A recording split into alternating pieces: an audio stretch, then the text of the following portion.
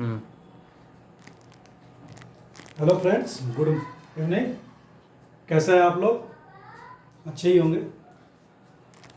आज की हमारी क्लास है प्रेसिडेंट। पिछले प्रीवियस लेक्चर में हमने क्या देखा था? फंडामेंटल ड्यूटीज़, उसके पहले फंडामेंटल राइट्स। ओके, तो आज का जो हमारा टॉपिक है प्रेसिडेंट यानी कि राष्ट्रपति। कहाँ का राष्ट्रपति? इंडिया का पढ़ेंगे हम लोग, इंडिया में है तो। प्रेसिडेंट जो टॉपिक रखा गया है पार्ट फिफ्थ में आर्टिकल 52 टू 62, आर्टिकल 52 टू 62। हालांकि राष्ट्रपति जो टॉपिक रखा गया है पार्ट फिफ्थ के संघ टाइटल के तहत या संघ की कार्यपालिका के तहत रखा गया है। ठीक है, तो संघ की कार्यपालिका में कौन कौन आते हैं? पहला तो यही राष्ट्रपति,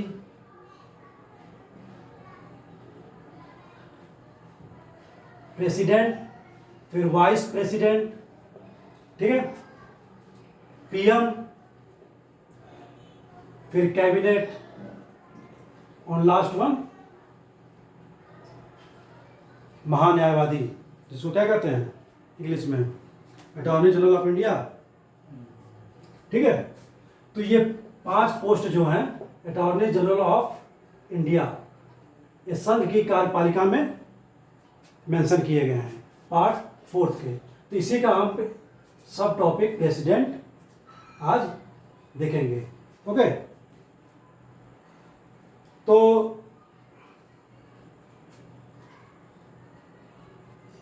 चलिए देखते हैं हम आर्टिकल वाइज 52। आर्टिकल 52 में क्या प्रोविजंस है? आर्टिकल 52 कहता है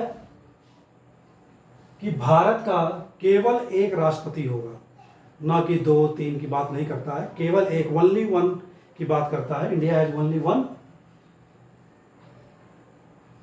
प्रेसिडेंट ऑफ इंडिया। ओके, तो आर्टिकल 52 में ही प्रावधान किया गया है। नेक्स्ट हमारा आर्टिकल है आर्टिकल 53। आर्टिकल 53 में क्या प्रोविजन है? आर्टिकल 53 में बताया गया है कि राष्ट्रपति की कार्यपालकीय शक्तियां के बारे में बताया गया है। कार्यपालकीय शक्तियां क्या होती हैं? Executive power of president, executive power of president. ठीक है, तो कार्यपालिकी शक्ति से मतलब क्या है कि जितने भी कार्य मंत्रिमंडल या कैबिनेट द्वारा किए जाएंगे, ठीक है, जो भी अथॉरिटी उन्हें दी गई है, वह नेम ऑफ दी किसके नाम पर किए जाएंगे? प्रेसिडेंट के। एक तो इस आर्टिकल में एक ये प्रोविजंस है। दूसरा जो प्रोविजंस है राष्ट्रपति की कार्यपालक शक्ति में कि जो संघ की रक्षा बल है, संघ के रक्षा बल है, यूनियन के, केंद्र सरकार के जो डिफेंस हैं, उनकी सर्वोच्च शक्ति किसमें समावेश होगी? प्रेसिडेंट में। सर्वोच्च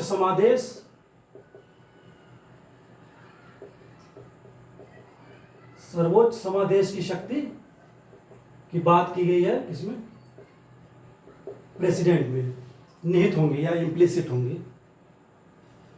प्रेसिडेंट, ठीक है। डिफेंस ऑफ यूनियन,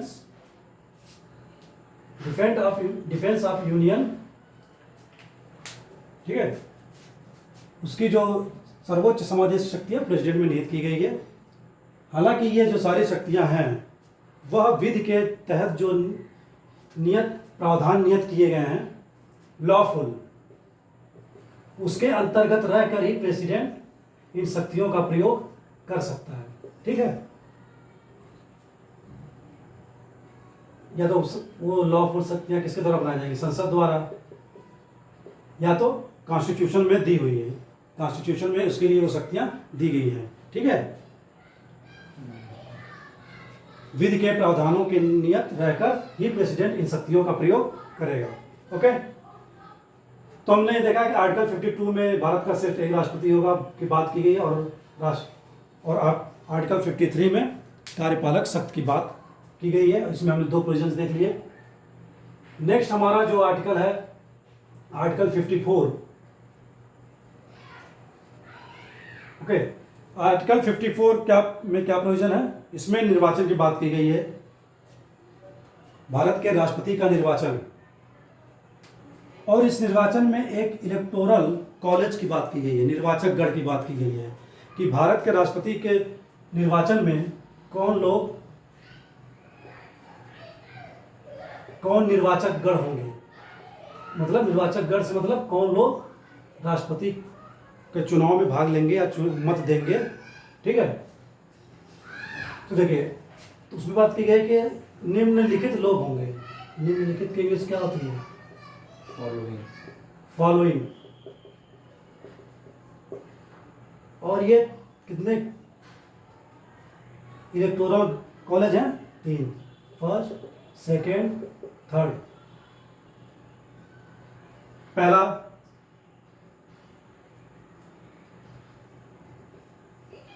संसद की दोनों सदनों के निर्वाचित सदस्य।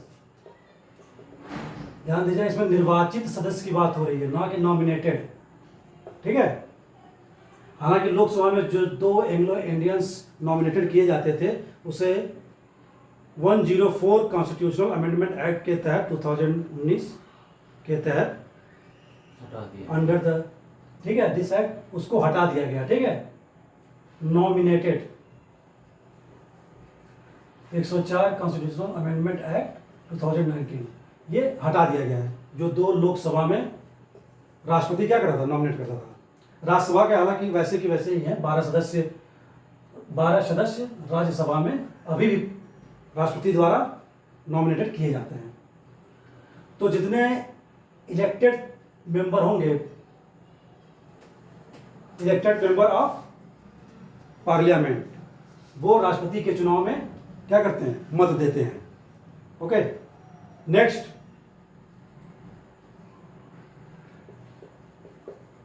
राज्यों की विधानसभाओं के निर्वाचित सदस्य, ठीक है।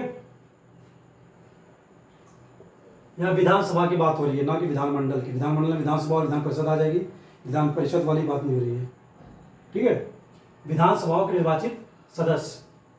यहाँ भी वही प्रावधान था जो एक एंग्लो इंडियन का, उसको भी समाप्त कर दिया गया। विधानसभा में एक एंग्लो इंडियन का नॉमिनेशन राज्यपाल द्वारा किया जाता था स्टेट्स में। ठीक है, इसे भी हटा दिया गया है। और नेक्स्ट जो है यूटीज की बात हुई है। 2 यूटीज हैं, दिल्ली और पुदुचेरी। विधानसभा के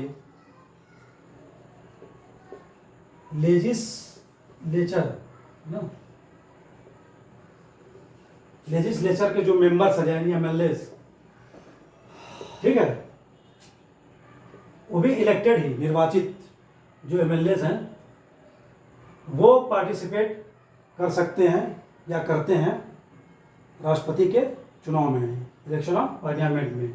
और ये पहले नहीं था। कब जोड़ा गया? Any idea? किस कॉन्स्टिट्यूशनल अमेंडमेंट एक्ट के तहत जोड़ा गया इनको, इन दोनों विधानसभाओं को, यूटीज के? 97 2011 में आ गया ना, सहकारिता में आ गया। कोऑपरेटिव की बात कर रहे हैं आप, कमेटी स्कीम। 46 में भी नहीं है, ये है 17। हाँ, कॉन्स्टिट्यूशनल अमेंडमेंट एक्ट 1992। ठीक है, इस संविधान संशोधन के तहत या इस प्रावधान को राष्ट्रपति के निर्वाचन में जोड़ा गया। तो इस प्रकार हमने देखा कि 3 प्रोविजंस हैं, यूनियन, स्टेट्स और यूटीज में दिल्ली और पुदुचेरी।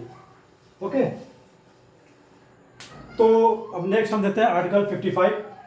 55 में राष्ट्रपति के इलेक्शन से संबंधित मैनर्स बताए गए हैं, रीतियां बताई गई हैं, किस तरह हम राष्ट्रपति का चुनाव करेंगे, वो रीतियां क्या क्या हैं, ठीक है।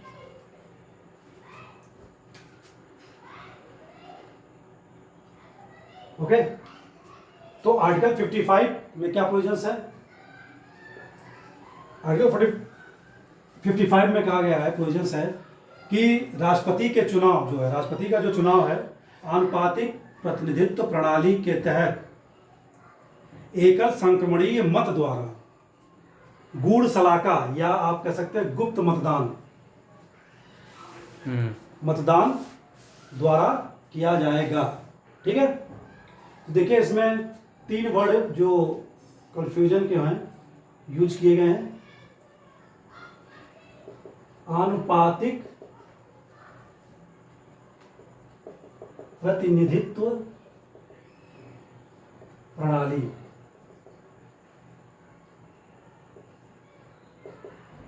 सिस्टम ऑफ प्रोपोर्शनल रिप्रेजेंटेटिव, ठीक है, ये फर्स्ट है। तो आनुपातिक प्रतिनिधित्व प्रणाली क्यों रखी गई है? डायरेक्ट भी चुन सकते थे, आनुपातिक क्यों रखा गया है? ठीक है, क्या भारत में कितने स्टेट्स हैं? 28। फिलहाल अभी 28 हैं, पहले कम रहे होंगे, धीरे धीरे बढ़ते गए हैं। यूटीज 2 हैं, 2 में 2 ही चुनाव में भाग लेते हैं, दिल्ली पुडुचेरी। तो हालांकि स्टेट्स का जो प्रतिनिधित्व हो राष्ट्रपति के चुनाव में बराबर तो होगा नहीं, क्योंकि वहाँ की जनसंख्या क्या है, अलग अलग है, मतलब भिन्न भिन्न है। कहीं 10 करोड़ है, कहीं 4 करोड़ है। यूपी का तो 20 करोड़ है सेंसस 2011 के तहत, अंडर तहत, ठीक है। तो ऐसे तो प्रतिनिधित्व क्या होगा, समान नहीं है। इसीलिए जनसंख्या के अनुपात में एमएलएस को भाग देकर एक एमएलए का मत ज्ञात किया जाता है। एक एमएलए का मत, विधानसभा के एक सदस्य का मत, ठीक है। तो देखिए इसमें पहला आनुपातिक प्रतिनिधित्व प्रणाली में पहला जो फर्स्ट जो हम निकालते हैं, विधानसभा के शॉर्टकट में लिखते हैं, ठीक है, एमएलए का मत, एक एमएलए का मत, ठीक है। कैसे निकालते हैं? जो राज्य की कुल जनसंख्या होती है किसी भी स्टेट का, संबंधित राज्य का जिसका निकाला जाएगा, यूपी का निकाला जाए, चाहे पंजाब का निकाला जाए, चाहे हरियाणा, दिल्ली, ठीक है। तो टोटल जो पॉपुलेशन होगा स्टेट का, और जो विधानसभा में कुल एमएलए होंगे, टोटल एमएलए भाग देकर हम क्या करते हैं, एक एमएलए का मत निकाला जाता है, ठीक है। ओके, और ये 500 से ऊपर नहीं होना चाहिए, 500 तक ही होता है, ठीक है। तो ऐसे हम निकालेंगे क्या, एक एमएलए का मत निकल जाएगा।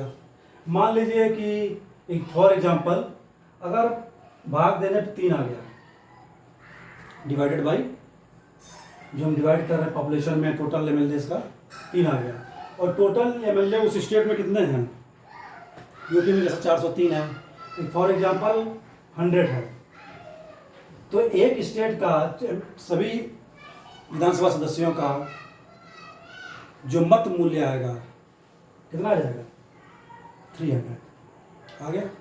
हमने एक स्टेट का निकाल लिया। ऐसे ही अलग अलग स्टेट का, डिफरेंट स्टेट का अलग अलग मत आएंगे, किसी का 400, 500, 600, यूपी का ज़्यादा आ जाएगा, ठीक है।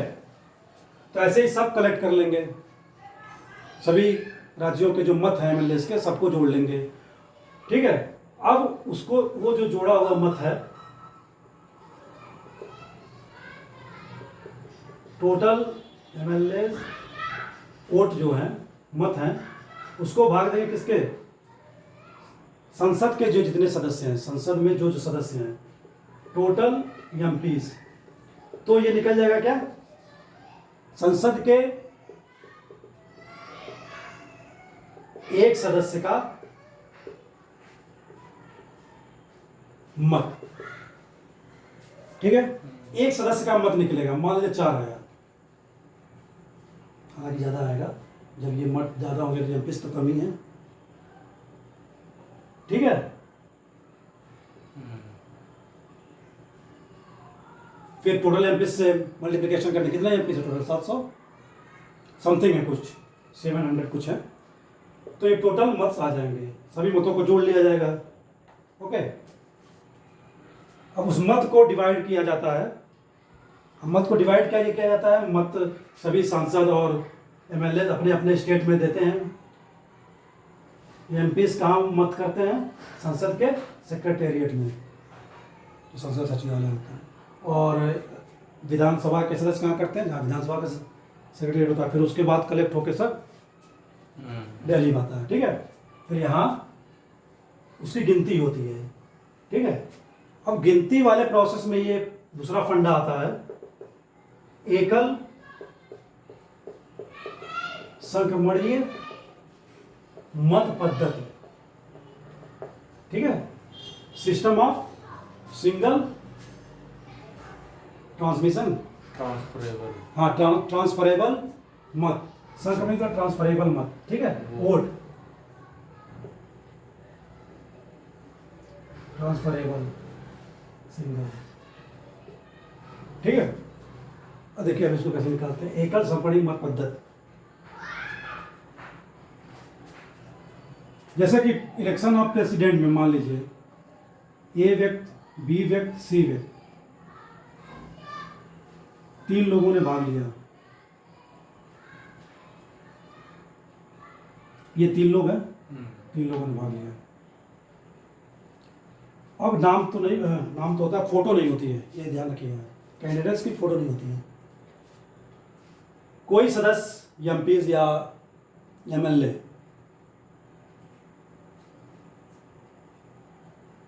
इसमें प्रेफरेंस दी जाती है कि हमारा पहला प्रेफरेंस कौन है।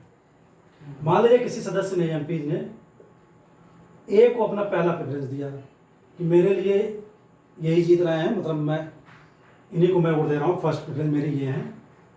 सेकंड पे बी को रखा, थर्ड पे सी को रखा। दूसरा सदस्य है, अलग सदस्य, बहुत सारे सदस्य हैं, वह सी को फर्स्ट प्रेफरेंस देता है, उसकी पसंद होगा भाई, वो व्यक्ति उसकी पसंद होगा, हो सकता है उसने जो 100 लोग प्रोसीजर में होते हैं उसको किसी व्यक्ति को राष्ट्रपति बनाने के लिए, उसने सी को फर्स्ट दिया, ए को सेकंड पर रखा, बी को थर्ड पर रखा। और कोई एक सदस्य है, ठीक है, उसने बी को फर्स्ट पर रखा, उसको हो सकता है उससे अच्छे संबंध हो, ठीक है, ए को थर्ड पर रखा, इसको सेकंड पर रखा। अब यहाँ से ये पद्धति चलेगी। कब? मान लीजिए हमने 3 बैलेट बॉक्स बनाए, 3 व्यक्ति हैं, ए बी सी। ओके, सबसे पहले जो इलेक्शन कमीशन क्या करेगा, जब मतगणना की जाएगी तो जो पहले नंबर पे है, फर्स्ट पे ए है, ये वोट को इसमें डाल देगी। ठीक, अब बी को किसने प्रेफरेंस दिया है, इसने, जो फर्स्ट पे प्रेफरेंस है उसको उसके मत में डाल दिया जाएगा, डालता चले जाएंगे। ऐसे ही बहुत सारे, हम तो 1-2 एग्जाम्पल लिए हैं, सैकड़ों में होंगे जो बी को फेवर में होंगे, जो एक फेवर में, सबको डाल दिया जाएगा इसमें। ठीक है, सबको डाल, कोई होगा सी को दिया होगा प्रेफरेंस। अब ये हुआ, ये तो 50% आना चाहिए ना टोटल वोट का, +1, तब आपको विजय घोषित किया जाएगा। अगर इस राउंड में इसको 50% मिल गए +1, या इसको मिल गए, इसको मिल गए, तब तो यहाँ घोषित कर दिया जाएगा भारत का राष्ट्रपति, इसकी आवश्यकता ही नहीं पड़ेगी। Okay, understand? हाँ, आप 50% से कम हो गए, वोट बढ़ गए, बहुत सारे कैंडिडेट होते हैं, अभी तो हमने 3 एग्जाम्पल लिया है ना, बहुत सारे होते हैं। अब क्या किया जाएगा, अब 50% नहीं हुआ, ठीक है। अब सेकंड चॉइस हम देखेंगे कि सेकंड पर सबसे ज्यादा किसको मत मिला है, ठीक। सेकंड प्रिपरेशन कौन किसको रखा गया, जैसे ए को यहाँ सेकंड पर रखा गया तो वो वाला इसमें डाल दिया जाएगा, बी को यहाँ सेकंड पर रखा यहाँ डाल दिया जाएगा, सी को यहाँ सेकंड में डाल दिया जाएगा, समझ गया, सेकंड में। तो इससे क्या होगा, अब हमको मिल जाएगा 50% + 1 का जो कॉन्सेप्ट है। और कोई कैंडिडेट होगा जिसको बहुत कम है उसको हटा दिया जाएगा, उसको हटा दिया जाएगा, ओके। कोई और होगा कैंडिडेट, उसको जो मिला होगा उसको हटा दिया जाएगा, बाहर कर दिया जाएगा चुनाव से, मतलब चुनाव तो हो चलिए रहा था, मतगणना से बाहर कर दिया जाएगा। तो अब अगर ए को मिला बी को मिला तो किसी न किसी एक को तो मिलेगा, 50% + 1 हो जाएगा वो। तो ऐसे हम क्या है, देश का राष्ट्रपति इलेक्शन कमीशन द्वारा घोषणा कर दी जाती है कि ए व्यक्ति है या बी व्यक्ति है या सी व्यक्ति है, ठीक है। तो ये जो हमने ट्रांसफर किया है ना वोट का लास्ट में सेकंड में, ये क्या एकल संवहनी मत पद्धति system. I hope you better understand. चलिए आगे बढ़ते हैं हम लोग।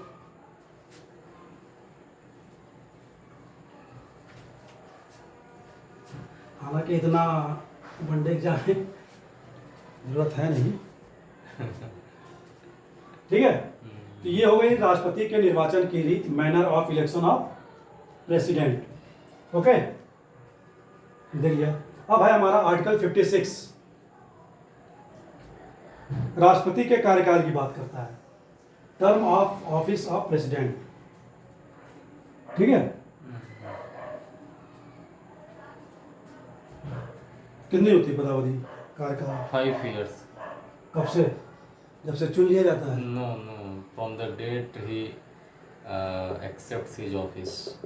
उस तिथि से जब वह शपथ लेता है और ऑफिस जाता है, ठीक है, कार्यालय पहुंच गया, शपथ लिया, उस तिथि से 5 वर्ष तक ये कंडीशन, ठीक, पदावधि। हालांकि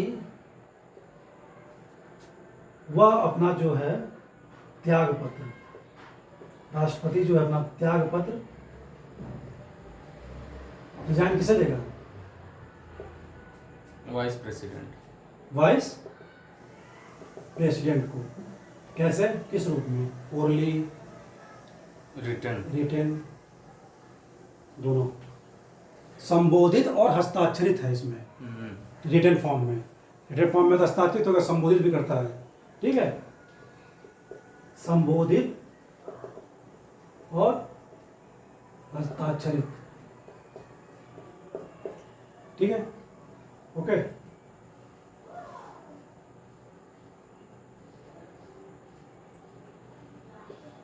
तो ये ठीक है, तो ये अगर राष्ट्रपति का कार्यकाल की बात हम जो कर रहे हैं। और नेक्स्ट हमारा आर्टिकल है आर्टिकल 57।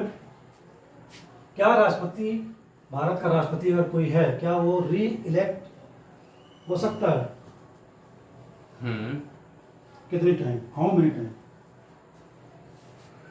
अनलिमिटेड। 2 बार, 3 बार, 4, अनिश्चित बार।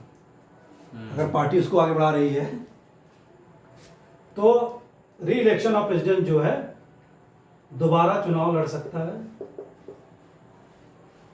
कितनी भी बार, ठीक है। बस यही इस आर्टिकल 57 में इतनी बात की गई है, ओके। नेक्स्ट हमारा आर्टिकल है आर्टिकल 58। ये बात करता है एलिजिबिलिटी की। ऐसे कौन कौन सी एलिजिबिलिटी होनी चाहिए कि किसी भारत का कोई भी नागरिक राष्ट्रपति का चुनाव लड़ सकता है, ठीक है। देखते हैं हम लोग। पहला क्या है, अब जिस देश में है राष्ट्रपति चुनाव लड़ना है तो उस देश का सिटीजन तो होना मस्ट है, should be, he should be a citizen of India. उसको भारत का राष्ट्रपति, भारत का नागरिक होना ही चाहिए, पहला सिटीजन। दूसरा 35 years of age. उसकी एज 35 वर्ष, ये बराबर का मतलब 35 वर्ष, या ये ग्रेटर देन 35 वर्ष से ज़्यादा होनी चाहिए। Second, third Should be the member of Lok Sabha. He should be eligible to be the member हाँ, of Lok Sabha. लोकसभा का सदस्य निर्वाचित होने के लिए योग्य होना चाहिए। तो लोकसभा के सदस्य निर्वाचित होने की योग्यता क्या है? 30 years. Sorry, you are wrong. 25. 25 साल का हो या greater than, more than 50 years. वो जो आप कह रहे हैं, और राज्यसभा के लिए है 30 साल, और वो उपराष्ट्रपति के लिए है। वो क्राइटेरिया जो है उपराष्ट्रपति के लिए, वाइस प्रेसिडेंट के लिए है। Next, He should not be unsound mind and bank. दिवालियापन या बैंक करप्ट नहीं होना चाहिए, मानसिक रोगी नहीं होना चाहिए, सब बातें। ठीक है। एक और है कि वह लाभ का पद न धारण करता। Office of profit. Office of profit क्या होता है? ऑफिस ऑफ प्रॉफिट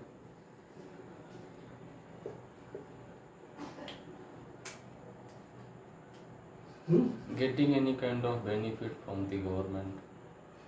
देखिए, यूनियन, स्टेट, स्थानीय निकाय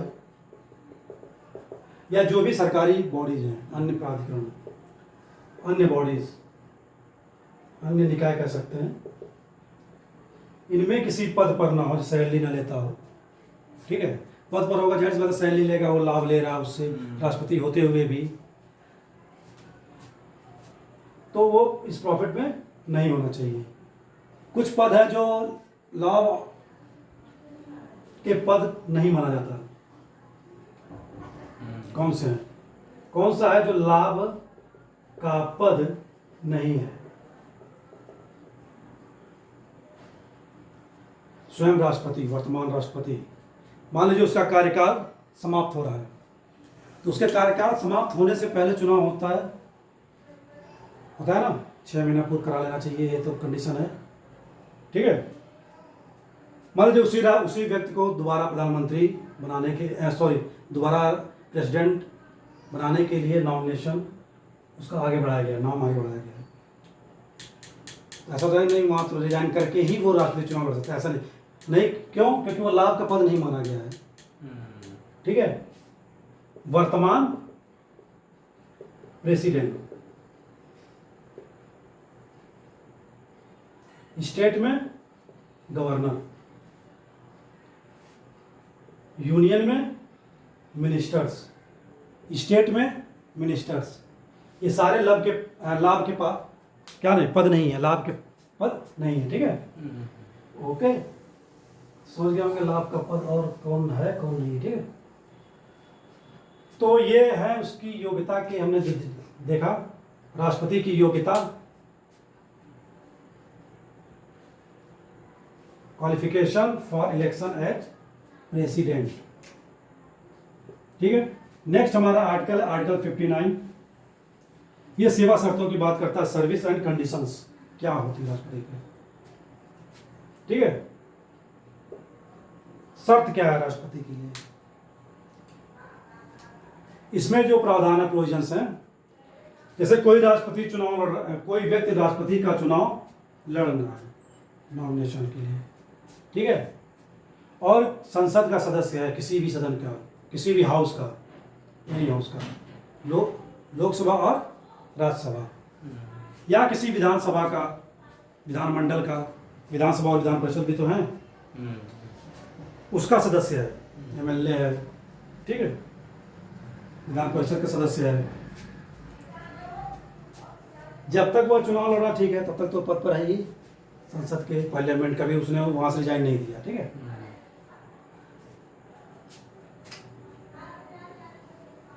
संसद और राज्य विधानमंडल का सदस्य है अगर वो। ठीक है। तो जो ही वो इलेक्ट हो जाएगा, राष्ट्रपति एज ए प्रेसिडेंट। अगर संसद में सदस्य है तो सदस्यता उसकी समाप्त मानी जाएगी। अगर विधानमंडल में, विधानसभा में, विधान परिषद में सदस्य है तो वो सदस्यता उसकी अपने आप ऑटोमेटिकली समाप्त मान ली जाएगी, एंड हो जाएगा उसकी सदस्यता का। ये शर्त है।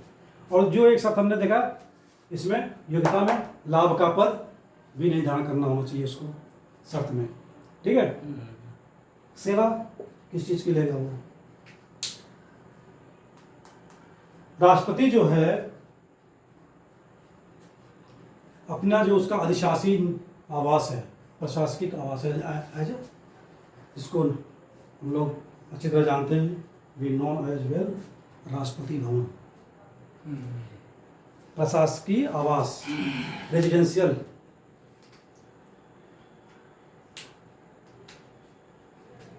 उसका वह निःशुल्क, मतलब किराया नहीं देना उसको, रेंट नहीं देना है, उसका वह निःशुल्क उपयोग कर सकेगा।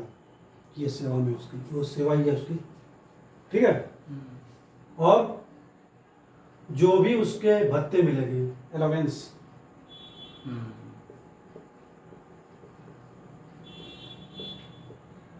उपलब्धियां जो उसको मिलेंगी, और विशेषाधिकार, प्रिविलेज, और इमोलूमेंट कहते हैं इसको, उपलब्धियों को,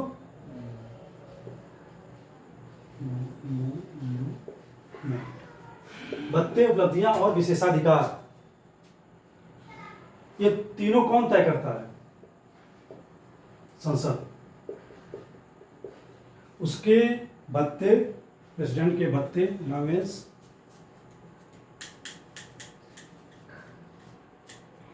इलुमेट्स और प्रिविलेज संसद द्वारा समय समय पर क्या किया जाएगा? निर्धारित किया जाएगा।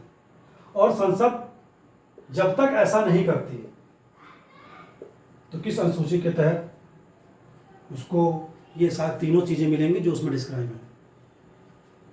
First schedule, second schedule, third schedule, ये है सेकंड शेड्यूल।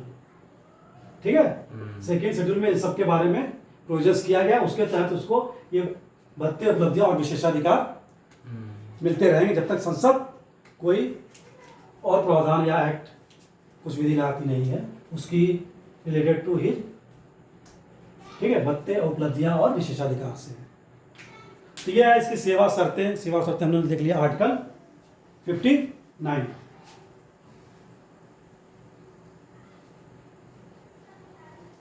नेक्स्ट हमारा आर्टिकल है आर्टिकल 60, शपथ या प्रतिज्ञान, ओथ और अफर्मेशन।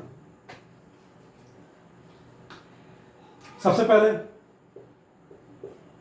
कौन दिलाएगा इनको शपथ? Vice president.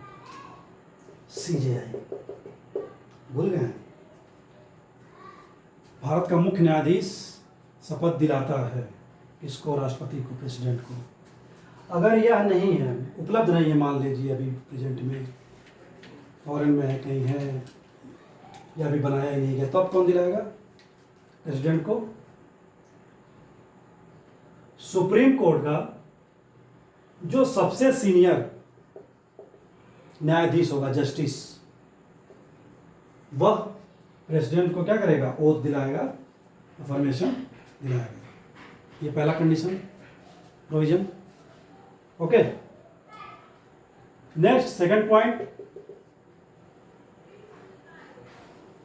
किसकी शपथ लेता है प्रेसिडेंट? ईश्वर और सत्यनिष्ठा की, और भारत के लोगों के प्रति अपना कर्तव्य का निर्वहन करेगा उसका। ठीक है, दो चीजें हो गई। तीसरा, एक मिनट कहाँ गया, ये रहेगा शपथ प्रतिज्ञा, ईश्वर की सत्यनिष्ठा। सत्यनिष्ठा क्या कहते हैं? इंटीग्रिटी। इंटीग्रिटी। ठीक है। और भारत के लोगों के प्रति कर्तव्य का अपना।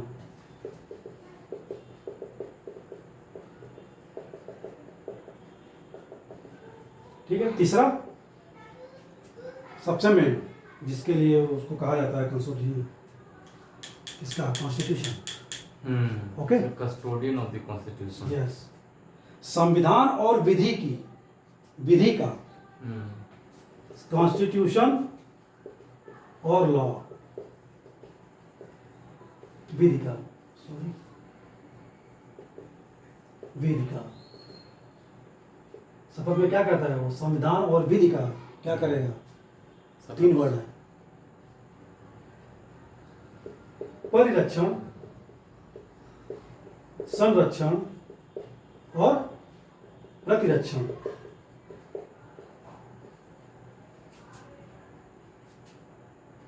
परिरक्षण क्या करते हैं? प्रोटेक्ट, हम्म? पता नहीं, वो तो संरक्षण को कहते हैं प्रोटेक्ट ना। प्रतिरक्षण को डिफेंड कहते हैं, डिफेंड करेगा, किसी का डिफेंड करना, संविधान और विधि का। संरक्षण प्रोटेक्ट, और परिरक्षण का प्रिजर्व। परिरक्षण मतलब प्रिजर्व। ये ज़्यादा समझ में आ रही होगी, प्रोटेक्ट क्या होता है, परिरक्षण क्या होता है, और डिफेंड किसी को करते हैं हम, ठीक है। तो इन ये जो 3 वर्ड है, परिरक्षण, संरक्षण, परिरक्षण, प्रिजर्व, प्रोटेक्ट, डिफेंड, ठीक है। संविधान और विधि का वह क्या करेगा? परिरक्षण, संरक्षण और डिफेंड की वह शपथ लेता है, ओथ या एफर्मेशन लेता है। ये 2 पॉइंट सीजीआई और ये शपथ या प्रतिज्ञान में क्वेश्चंस थे जो हमने देख लिया। नेक्स्ट हमारा आर्टिकल है आर्टिकल 61, मेजर आर्टिकल है, इम्पीचमेंट, प्रोसीजर फॉर इम्पीचमेंट, ठीक है, महाभियोग की प्रक्रिया। तो इस एक्ट को या महाभियोग की प्रक्रिया को हमने किस देश से, कंट्री से अडॉप्ट किया? यूएसए। यूएसए, राइट, ठीक है। और ये महाभियोग की प्रक्रिया क्यों लाई जाती है? वाई?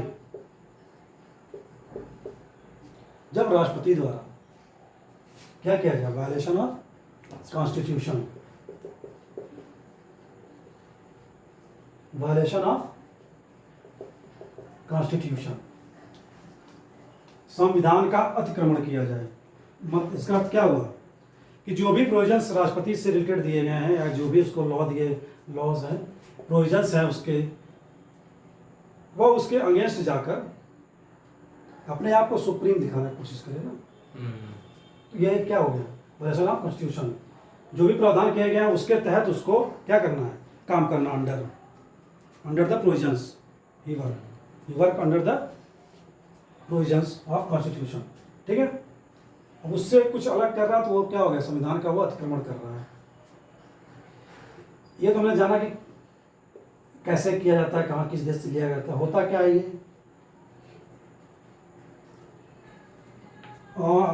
प्रोसीजर ऑफ इम्पीचमेंट कहाँ लाया जाता है? States legislature, central parliament. हालांकि इसके निर्वाचन में दोनों भाग लेते हैं, लेकिन लाया सिर्फ संसद में जाता है, ठीक है। और सबसे बड़ी बात, जिन सदस्यों ने स्टेट में, निर्वाचित सदस्यों ने भाग लिया था निर्वाचन में, राज्य के एमएलए, उनको महाभियोग में कोई पार्टिसिपेशन नहीं है। हालांकि निर्वाचन में है, महाभियोग में नहीं है। और वे सदस्य, नॉमिनेटेड सदस्य, मनोनयन के माध्यम से जो सदस्य आए थे, जिन्होंने निर्वाचन में भाग नहीं लिया था, वो इसमें भाग ले सकते हैं। नॉमिनेटेड मेंबर्स ये भाग लेते हैं या ले सकते हैं, ठीक है। ये 2 मेजर पॉइंट ध्यान रखिएगा, ओके। अब चलते हैं हम कैसे होता है ये संसद में। हालांकि प्रोसीजर ऑफ इम्पीचमेंट जो है, ऐसा कहीं नहीं कहा गया है कि जो बोथ हाउस है पार्लियामेंट के, कि लोकसभा में लाया जाएगा कि राज्यसभा में लाया जाएगा, ऐसी कहीं बात नहीं की गई है। क्या बात की गई है? किसी एक सदन में या तो आप लोकसभा में लेके आएंगे या तो राज्यसभा में, किसी एक सदन में जब आप महाभियोग की प्रक्रिया को करना है तो आप संकल्प लेकर आएंगे किसी एक सदन में, चाहे राज्यसभा या लोकसभा या राज्यसभा, ठीक है। और एक कौन संकल्प ला सकता है? संकल्प समर्थित या हस्ताक्षरित और लिखित भी होना चाहिए, ठीक है। जो मेंबर्स होंगे जिस सदन में लाया जाएगा उसके 1/4 मेंबर्स, 1/4 मेंबर्स द्वारा उस सदन के सदस्य द्वारा 1/4 सदस्य द्वारा लिखित, रिटेन और साइन किया हुआ हस्ताक्षरित संकल्प लाया जाएगा उस सदन में, ठीक है। अब सदन में आ गया, फिर सदन क्या करेगी? उस सदन में अपने उपस्थित जो प्रेजेंट हैं, ठीक, 2/3 बहुमत से अगर पारित कर दी, ठीक है, मेजॉरिटी से उसने पारित कर दिया, अभी तो नहीं हटेगा प्रेसिडेंट। दोनों में हाउसेस में क्या होता है, पास करना जरूरी है। इसने पारित करके भेज दिया दूसरे सदन में, ठीक है, दूसरे हाउस में। और अगर वह भी सदन अपने उपस्थित और 2/3 बहुमत से क्या करती है, संकल्प को जो लाया गया पारित कर देती है, पास कर देती है, तो उसी तिथि से, ऐसा नहीं कि 1-2 दिन बाद का समय दिया जाएगा ना, उसी दिन से, जैसे आज क्या तारीख है, 21 सितंबर, राष्ट्रपति कौन है इस समय? द्रौपदी मुर्मू। इनके खिलाफ आज पास कर दिया गया, मतलब पहले एक सदन में पास हो चुका है और आज दूसरे सदन में पास कर दिया गया, तो वो आज से भारत की राष्ट्रपति नहीं रहेंगी, ठीक है। आज से ही खाली करना पड़ेगा उनको राष्ट्रपति भवन, ठीक है। तो यही है क्या, इम्पीचमेंट, प्रोसीजर ऑफ इम्पीचमेंट। हालांकि कुछ लोग इसको अर्ध न्यायिक प्रक्रिया भी कहते हैं। इम्पीचमेंट को फैसला कर रही है ना राष्ट्रपति के पद रिक्ति से, तो क्या क्वासी जुडिशियरी सिस्टम, ठीक है, इसको अर्ध न्यायिक प्रक्रिया भी कहा जाता है। तो ये हमने देख लिया कि जो प्रोसीजर ऑफ इम्पीचमेंट था, महाभियोग की प्रक्रिया को हमने समझ लिया। आई थिंक समझ में आ गया होगा आप लोग को। लास्ट वन हमारा आर्टिकल है आज के टॉपिक का। हालांकि राष्ट्रपति का काफ़ी बड़ा रोल है कॉन्स्टिट्यूशन में, आर्टिकल काफ़ी दिए हुए हैं। अभी हमें उसकी शक्तियाँ, पावर्स, कर्तव्य भी पढ़ेंगे आगे नेक्स्ट लेक्चर में कल, वो भी काफ़ी बड़ा पोर्शन है, ठीक है। तो आज के इस आर्टिकल में लास्ट है क्या, राष्ट्रपति के पद की रिक्तता, vacancy in the president's office, कब? इसमें भी कई हैं। फर्स्ट पहला, जब उसका टर्म जो है क्या हो, ओवर हो जाए, 5 साल पूरे हो जाए, ठीक है, तब हम 6 महीने के अंदर चुनाव कराएंगे। ऐसे 6 महीने की डेट दी गई है, हालांकि होता तो 1-2 महीने पहले ही है, ठीक है।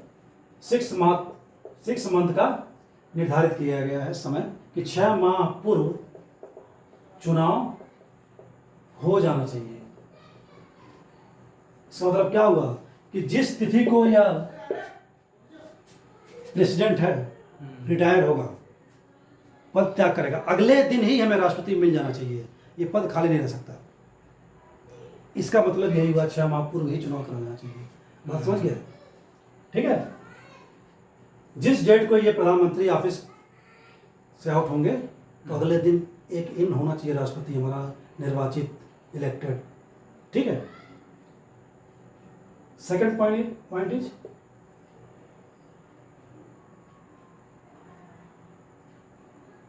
अगर राष्ट्रपति बीमार है तो पद खाली होगा, उसका काम तो कर नहीं पाएगा।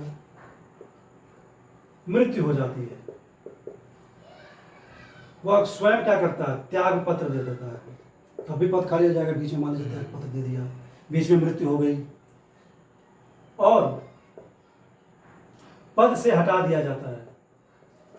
कहाँ देखे थे हम लोग, सॉरी इसमें महाभियोग वाली प्रक्रिया में, ठीक है।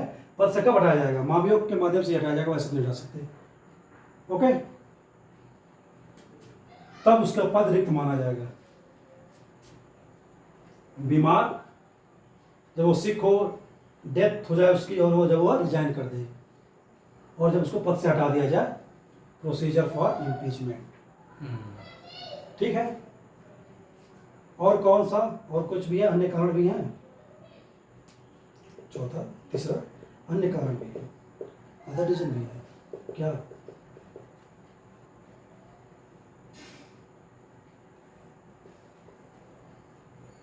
अर्हता से संबंधित। जो हमने योग्यता देखी थी ना, राष्ट्रपति का योग्यता, कुछ उसमें गलत पाया। जैसे मान लीजिए आप 35 साल है, आपने 35 साल नॉमिनेशन फाइल कर दिया, बाद में पता चला कागजों में आप तो 32 के हैं, राष्ट्रपति बनने के लिए आपने 35 कर दिया। हो सकता है और भी कागज न हो आपके पास, आप प्रूफ ना कर पा रहे हो, ठीक है, तब भी आपका पद रिक्त हो जाएगा।